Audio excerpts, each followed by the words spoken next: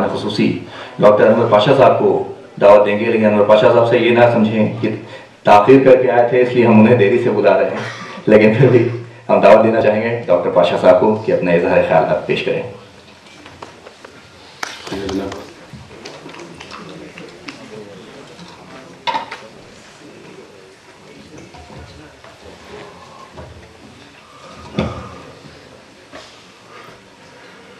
आदरणीय श्री गोविंदाचार्य जी, जनाब मंगेश टंडाल साहब, एसपीसी साहब, जनाब कादली साहब, रविंदर ठाकुर साहब, हमारे कलीग जनाब देवेंद्र चौबे साहब और डॉक्टर अखलाक खान साहब, सबसे पहले तो मैं श्याम सुंदर जी को मुबारकबाद देना चाहूँगा कि उन्होंने एहसास नेहा खिरद रिवायत के नाम से एक बेहद खूबसूरत तोहफा हम उर्दू और हिंदी दोनों ही साहित्य से प्रेम करने वाले श्रोताओं के लिए, पाठकों के लिए, सबके लिए उन्होंने एक बहुत ही खूबसूरत तोहफा इनायत किया है। मैं इनको इसके लिए मुबारकबाद देना चाहता हूँ, शुक्रिया भी अदा करना चाहता हूँ। जाहिर है कि इस किताब में ये बात वाज़ेह कर दी गई है कि Urdu literary work written in Hindi Devanagari script. गुफ्तगू यहाँ साहित्य के हवाले से, शायरी कविता के हवाले से हो रही थी। मेरा ये मानना है गोविंदाचार्य जी कि शायरी की ज़बान दिल की ज़बान होती है। आप उस भाषा को, उस ज़बान को कोई भी नाम दे लें, बुनियादी तौर पर वो दिल की ज़बान होती है, दिल की भाषा होती है। और उसी दिल की आवाज़ को श्याम सुंदर जी ने इस किताब में ढालने की कोशिश की है, इसमें पेश करने की कोशिश की है। दिल से निकली हुई आवाज़, गरचे इन्होंने तो खिरद की बात की है। खिरद कहते हैं अक्ल को हमारे यहाँ, खिरद रिवायत की बात की है, लेकिन मैं समझता हूँ कि इस किताब में जुनून का जज्बा ज़्यादा गालिब है। खिरद और जुनून, जो दिल है, तो दिल का जो जज्बा है वो कहीं ज़्यादा गालिब है। उर्दू के हवाले से गुफ्तगू हुई। मैं समझता हूँ कि उर्दू में की गई ये शायरी देवनागरी लिपि में प्रकाशित हुई है। जाहिर है कि ये दोनों भाषाएं जितनी करीब रही हैं, दोनों बहनी भाषाएं रही हैं। गोविंदाचार्य जी इस बात को बखूबी जानते हैं कि राजनीति ने जो दूरियां पैदा कर दी हैं हमारे दिलों के अंदर, हमारी तहजीबों के अंदर, हमारी सोच के अंदर, हमारे फिक्र के अंदर, उसी तरह की तब्दीलियां इन दोनों भाषाओं के दरमियान भी पैदा करने की कोशिश की गई राजनीति से। लेकिन शायद राजनीति ये बात भूल जाती है कि शायरी को, शायरी की ज़बान को, साहित्य को कभी एक तरह से खानों में बांट करके नहीं देखा जा सकता। जब मैं देवनागरी लिपि में कोई शायरी का टुकड़ा पढ़ता हूँ, कोई हिस्सा पढ़ता हूँ साहित्य का, तो मुझे ऐसा लगता है कि वो मेरी अपनी कहानी है, मेरे अपने दिल की वारदात उसके अंदर बयान किए गए हैं, मेरा अपना बयान है। ये नहीं लगता कि मैं उर्दू में न पढ़ करके देवनागरी में कोई चीज़ पढ़ रहा हूँ तो वो हमारे अपने दिल का बयान नहीं है, वो हमारे वारदात का बयान नहीं है, वो हमारी आप बीती नहीं है। बिल्कुल मुझे उसी तरह से वो चीज़ें लगती हैं, मेरे दिल को छूती हैं, मुझे मुतासिर करती हैं, मुझे प्रभावित करती हैं, जिस तरह से मैं उर्दू में कुछ पढ़ता हूँ। जाहिर है कि इन दोनों भाषाओं की तारीख से जो लोग वाकिफ हैं वो इस बात को जानते हैं कि खड़ी बोली पर आधारित ये दोनों भाषाएं एक ही परंपरा को जाहिर है कि साहित्य में पेश करती रही हैं। ये दोनों एक जान दो काली वगैरह आप कहें, एक जिस्म दो काली वगैरह आप कहें, तो उसी तरह की दोनों भाषाएं रही, इनका साहित्य भी रहा है। हो सकता है रूप, सज्जा, श्रृंगार, ये सब चीज़ें आगे चल करके जाहिर है कि वो बदलती चली गई और जाहिर है कि थोड़ी सी शक्ल उसकी वजह से हमें थोड़ी सी अलग अलग नज़र आने लगती है, लेकिन दोनों की आत्मा एक है, दोनों की रूह एक है। जाहिर है कि उसमें बहुत ज़्यादा फ़र्क आज भी पैदा नहीं हुआ है। इसलिए किताब ये उर्दू में अगर छपती तब भी बात वही होती, हिंदी स्क्रिप्ट देवनागरी स्क्रिप्ट में छपी है तब भी बात वही है। असल चीज़ ये है कि श्याम सुंदर जी ने जिस तरह से बिल्कुल सही कहा, ठाकुर जी ने और तमाम दूसरे हमारे आदरणीय वक्ताओं ने ये बात बिल्कुल सही कही कि इस किताब में जिस तरह की शायरी की गई है वो तमाम बंधनों को तोड़ने वाली एक तरह की शायरी है, आज़ाद शायरी। और दिल के जो वारदात होते हैं, जो जज्बात होते हैं, जो एहसासात होते हैं, उन्हें बहुत ज़्यादा आप अगर कोशिश करें कि उनको इस तरह से समेट लें या इस तरह से उनको कैद कर लें कि वो ज़रा डिसिप्लिन हो जाए, वो नामुमकिन सी बात है। गालिब जैसा शायर जब ये कहता है कि कुछ और चाहिए उसत मेरे बयां के लिए, बक़द्र शौक़ नहीं ज़र्फ़ तंगनाए गज़ल। गालिब को गज़ल से बड़ी शिकायत थी, गज़ल के शायर थे, लेकिन उनको ये शिकायत थी कि गज़ल का जो दामन है वो इतना तंग है, वो इतना मुख्तसर है कि वो जो कुछ कहना चाहते हैं वो पूरी तरह से कह नहीं पाते। यानी वो तंग है गज़ल का दामन। वो चाहते थे कि कुछ और चाहिए उसत मेरे बयां के लिए। शुक्र है कि हमारे नौजवान शायर श्याम सुंदर जी ने उस तंगी को खातिर में न लाते हुए अपने लिए एक बहुत ही आज़ाद सा एक मैदान अपने लिए उन्होंने इख्तियार किया है और अपनी आज़ादी को बहरहाल बरकरार रखा है। अपने इजहार में, अपने एक्सप्रेशन में किसी भी तरह की दीवार को या किसी भी तरह के दायरे को आने नहीं दिया है अपने दरमियान में। ये बिल्कुल एक खुली हुई आज़ाद किस्म की शायरी है, आज़ाद पसंदी की शायरी है। बिल्कुल खुले जहन के साथ, खुले दिमाग और खुले दिल के साथ अपनी बातों को उन्होंने बड़ी सादगी के साथ, बड़ी सच्चाई के साथ पेश कर दी है। और जाहिर है कि इसमें अल्फाज का इस्तेमाल जिस तरह से हुआ है, पर्शियन के अल्फाज, उर्दू के अल्फाज जिस तरह से इसमें इस्तेमाल हुए हैं, वो जाहिर है कि जो उर्दू जानने वाले लोग हैं या उस परंपरा से जो लोग वाकिफ़ हैं, हिंदी के भी वो लोग जो उर्दू की उस परंपरा से जुड़े हुए रहे हैं, जाहिर है इस शायरी का लुत्फ़ जिस तरह से उठा सकेंगे। मैं समझता हूँ कि इससे इस किताब की जो अहमियत है वो और बढ़ जाती है कि न सिर्फ हिंदी के पाठक बल्कि उर्दू के पाठक और हिंदी के पाठक दोनों पाठकों की जो प्यास है शायरी को समझने की, शायरी से आनंदित होने की, शायरी से लुत्फ़अंदोज़ होने की, उस प्यास को ये किताब बुझा रही है। मैं इस किताब को पढ़ तो नहीं पाया शायरी के हवाले से बहुत ज़्यादा, इसकी खुशबू को अलबत्ता मैं महसूस करता रहा। जब मैंने इसे हाथ में लिया तो जाहिर है इस किताब के अंदर जो खुशबू है, जो फ़िक्र है इसके अंदर, जो आपने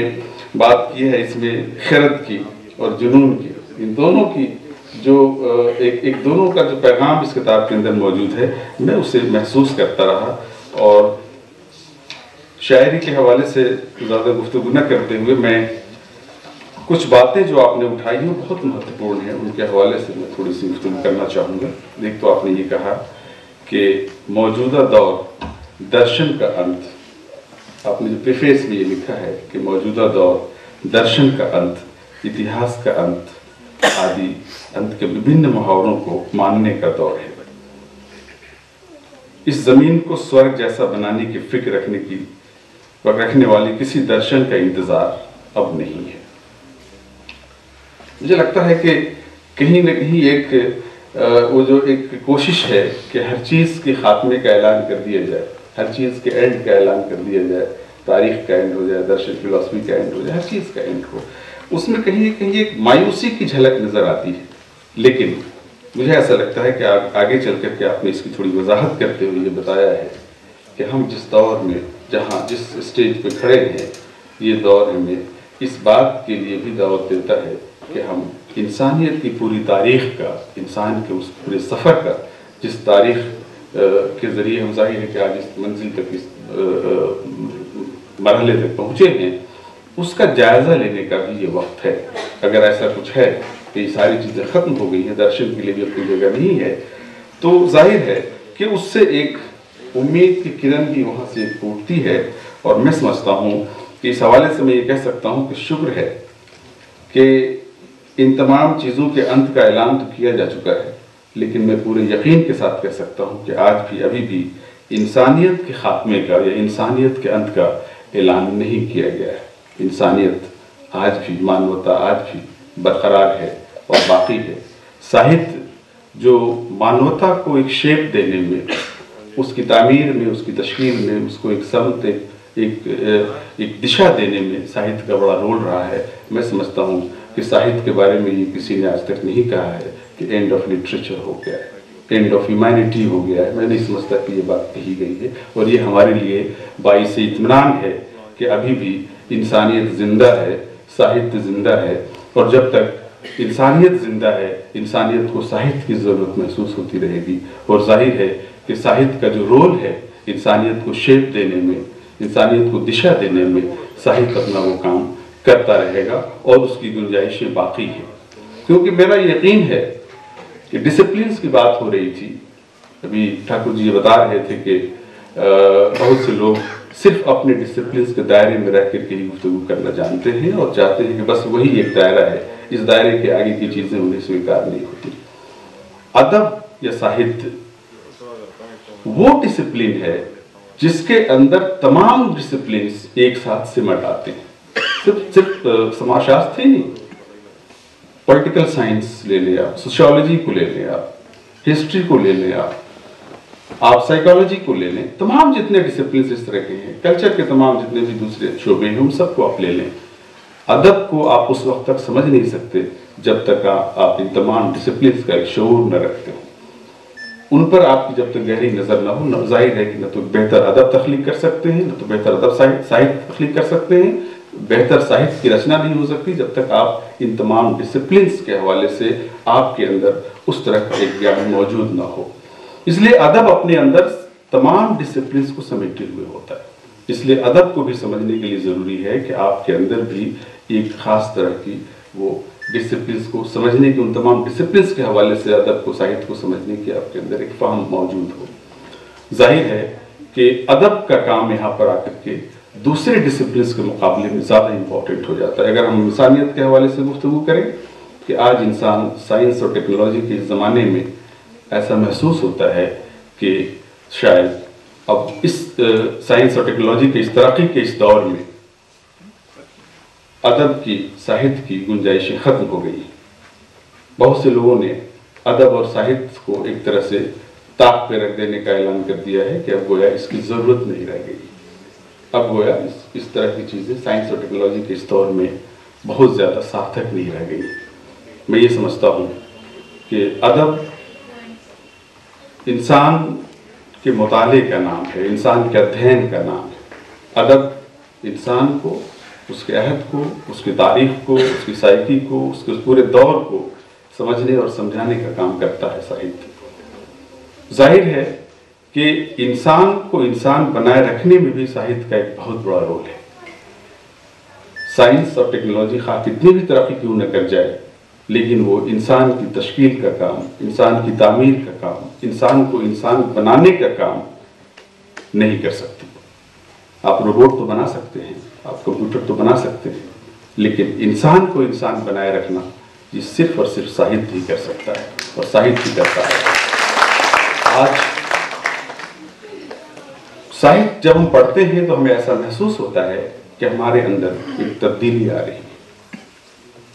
हमारी एहसासात को, हमारी संवेदना को, हमारी सेंसिबिलिटी को साहित्य जो है वो कुरेदता है, और हमारे इंसानियत के मस्त होते चेहरे को, बिगड़ते चेहरे को एक आईना दिखाता है, और हमारे अंदर इस बात की फिक्र पैदा करता है कि हम किस तरह से अपने उस चेहरे को दुरुस्त करें। ये काम साहित्य ही कर सकता है। हमारे एहसास की तहजीब, उसको एक शेप देने का काम, इंसान को हैवान से जुदा करने का काम ये सिर्फ साहित्य ही अंजाम देता रहा है, अदब ही अंजाम देता रहा है। और जब तक इस धरती पर इंसान मौजूद है, साहित्य की जो सार्थकता है वो बरकरार रहेगी, और साहित्य की ज़रूरत इंसान को महसूस होती रहेगी, और इंसान उस साहित्य के ज़रिए अपने आप को दुरुस्त करता रहेगा, और इंसानियत उस आईने में अपने चेहरे को देखकर एक अपने उस बिगड़ते हुए शक्ल को बेहतर करने की कोशिश करता रहेगा। मैं समझता हूँ कि इस किताब में भी भले ही अगर आप कुछ इसमें प्रूफ वगैरह की गलतियां हैं उनको नज़रअंदाज कर दें, اور جو غزل یا نظم کا جو بدھا بدایا سا فارم ہے اس کو بھی ذرا سا اگر آپ نظر انداز کر دیں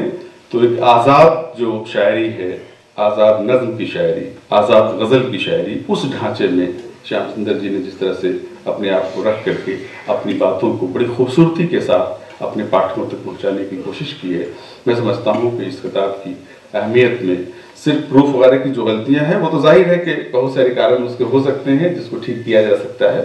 کچھ چیزیں اس طرح کی ہمیشہ ہر کتاب میں رہ جاتی ہیں، بہت کم کتابیں ایسی پبلش ہوتی ہیں جو بالکل پرفیکٹ ہوں اس اعتبار سے، چھپنے چھپانے کے اعتبار سے اگر آپ اس کو دیکھیں۔ میں سمجھتا ہوں کہ یہ ایک بڑا اہم کام ہے جس کو ہمارے شیام سندر جی نے انجام دیا ہے، اور اردو والوں کے لیے بھی میں سمجھتا ہوں کہ اردو کا جو دائرہ ہے، جو باتیں ابھی تھوڑی سی ہوئی، مجھے ایسا محسوس ہو رہا تھا کہ ایک مایوسی جھلک رہی تھی بعض لوگوں کی باتوں سے، گفتگو سے۔ میں سمجھتا ہوں کہ مایوسی کا بہت زیادہ کوئی مجھے لگتا ہے کہ اس کی کوئی ایسی وجہ نہیں ہے۔ میں اردو کا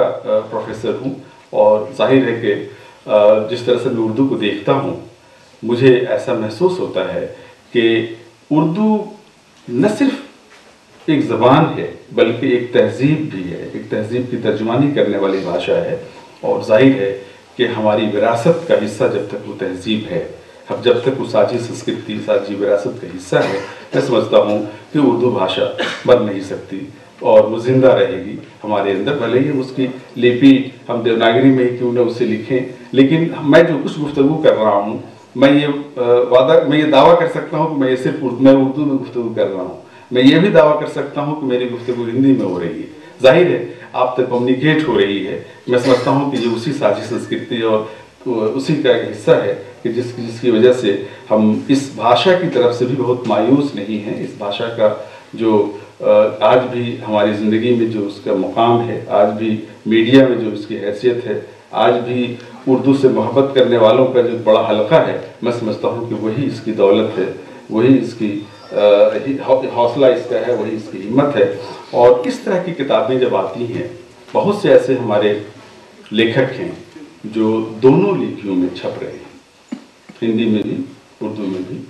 بہت سی ایسی شاعری جو ہندی میں کی گئی ہے وہ اردو میں چھپ چکی ہے، بہت سی ایسی شاعری جو اردو میں کی گئی وہ ہندی میں چھپ چکی ہے، لوگ پڑھتے ہیں، لوگ ان کو ہندی کے حوالے سے ہی جانتے ہیں،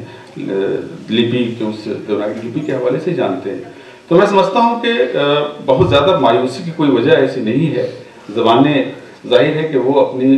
زندگی کا سامان خود فراہم کرتی رہتی ہیں، وہ ہم لاکھ کوشش کر لیں کسی زبان کو مارنے کی، لیکن وہ ظاہر ہے کہ اس زبان کو زندہ رہنا ہے تو وہ خود اپنے سامان فراہم کر لیتی ہے۔ اردو بھی اپنے زندہ رہنے کا سامان فراہم کر رہی ہے، ویسی گنجائشیں پیدا کر رہی ہے، اور اردو پڑھنے والے، اردو لکھنے والے اس بات سے واقف ہیں کہ وہ زبان ظاہر ہے کہ زندہ رہے گی، اور ہندی جب تک ہے اردو بھی نہیں مر سکتی۔ اردو اور ہندی کا اتنا قریبی رشتہ ہے کہ ہندی جب تک زندہ ہے اردو نہیں مر سکتی، اور ظاہر ہے کہ اردو اور ہندی کے درمیان کا جو ایک آپسی جو ایک رشتہ ہے، اس رشتے سے دونوں زبانیں ایک دوسرے سے طاقت محسوس کرتی ہیں۔ میں جب آپ پاکستان جائیں، پاکستان میں جو اردو بولی جاتی ہے، لکھی جاتی ہے، آپ دیکھیں گے کہ اس میں ہندی کے بہت سارے شبد استعمال ہوتے ہیں۔ میں اپنے دوستوں سے باتیں کرتا ہوں کہ بھائی یہ تو ہندی کا شبد ہے، آپ کے ہاں ہندی تو پڑھائی نہیں جاتی ہے، آپ کے ہاں اسی طرح سے پڑھائی جاتی ہے جیسے دوسرے ودیش کے ملکوں میں ایک لینگویج ٹیچنگ کے طور پر، فورن لینگویج ٹیچنگ کے طور پہ کسی وبھاگ میں آپ نے ایک ٹیچر اپوائنٹ کر دیا اور پڑھا دیا ان کو، اس طرح سے نہیں پڑھائی جاتی جیسے ہم اپنے یہاں پڑھتے ہیں۔ تو کیسے آپ کے پاس یہ شبد آیا کہاں سے؟ انہوں نے یہ کہا کہ یہ شبد اردو کے حوالے سے ہم تک پہنچے، اردو کی جو پرمپرا رہی ہے امیر خسرو سے لے کر کے یہ تمام پرمپرا، نذیر اکبر آبادی سے لے کر، آپ نے غالب کا ذکر کیا، امیر خسرو سے لے کر غالب تک، تو وہ اسی پرمپرا کے ذریعے ہندی کے وہ شبد جو ہے وہ پاکستان کی اردو میں وہ شبد استعمال ہو رہے ہیں، اور اس زبان کے حسن کو بڑھا رہے ہیں، اور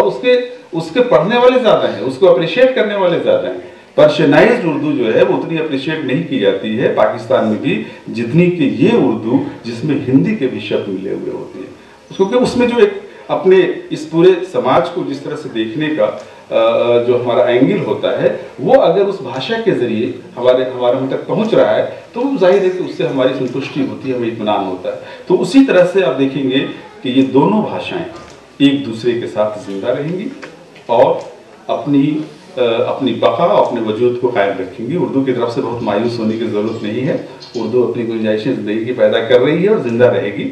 चाहे हालात जैसे भी हों, ज़बानें ज़िंदा रहती हैं, तहजीबें ज़िंदा रहती हैं, आगे का सफ़र करती हैं, थोड़ी बहुत तब्दीलियाँ आती रहती हैं। आज साहित्य पढ़ने के साथ साथ हम साहित्य को देख भी रहे हैं, विजुअल और ऑडियो विजुअल्स के ज़रिए। ये सब तकनीक के ज़रिए जाहिर है कि जब हम सफ़र पे हैं, आगे की तरफ बढ़ रहे हैं, तो नई तकनीक का सहारा हम लेंगे। आज हम जो भी सीरियल्स देखते हैं टेलीविज़न पे, फिल्में देखते हैं, ये सब क्या है? ये साहित्य ही के रूप है, ये स्क्रिप्ट ही पर बेस्ड, ये स्क्रिप्टलेस नहीं है, साहित्य ही का एक रूप है। तो ये तमाम अलग अलग जो तरक्की के साथ साथ नई तकनीक का जो इस्तेमाल है वो जाहिर है चलता रहेगा। साहित्य कभी मर नहीं सकता, अदब कभी मर नहीं सकता। नए टेक्निक जो है वो जाहिर है इस्तेमाल करके हमारा साहित्य, हमारी ज़बान, हमारा अदब ज़िंदा रहेगा। तो मैं एक बार फिर से मुबारकबाद देना चाहता हूँ जनाब श्याम सुंदर जी को कि उन्होंने ये खूबसूरत तोहफा हम हिंदी और उर्दू वालों के लिए पेश किया है। जाहिर है इस किताब की जो कदर व कीमत है, इसका जो सही वैल्यूएशन है, ये वक्त के साथ पाठक करेंगे। लेकिन पहली नज़र में ये किताब हमें बहुत ही दिलजेब लगी, दिल को भाई। इसकी जो खुशबू है, कहीं कहीं से मैंने वर्क पलट करके पढ़ा तो इसकी खुशबू से यकीनन हमारा जो जहन है वो जाहिर है कि मुअत्तर हुआ, और इसके लिए मुबारकबाद देना चाहता हूँ श्याम सुंदर जी।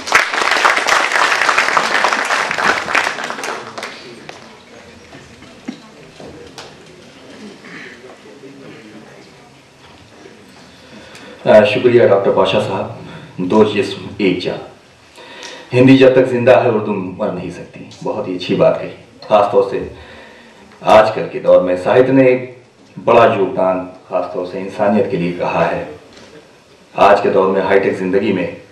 जिस तरह से इंसान जंगली होता जा रहा है, लेकिन साहित्य या अदब उस जंगली जानवर को इंसान बना रहा है। और शायद गालिब ने इसीलिए बहुत साल पहले उस दौर में कहा था कि बस के दुश्वार है हर काम का आसान होना, बस के दुश्वार है हर काम का आसान होना, आदमी को भी मैसर नहीं इंसान होना। तो पाशा साहब ने इस बहुत ही, इसे कहा जाए, सखील के साथ साथ बहुत आसानी और ख़ासतौर से जो उर्दू ज़बान की पाकिस्तान का भी जिक्र किया, और तमाम कि किस तरह से कम्युनिकेशन का एक कितना बड़ा मीडियम है, ना उर्दू ना हिंदी। उनसे खुद पूछिए कि हिंदी के शब्द हैं या उर्दू के, तो शायद वो खुद ना बता सकें।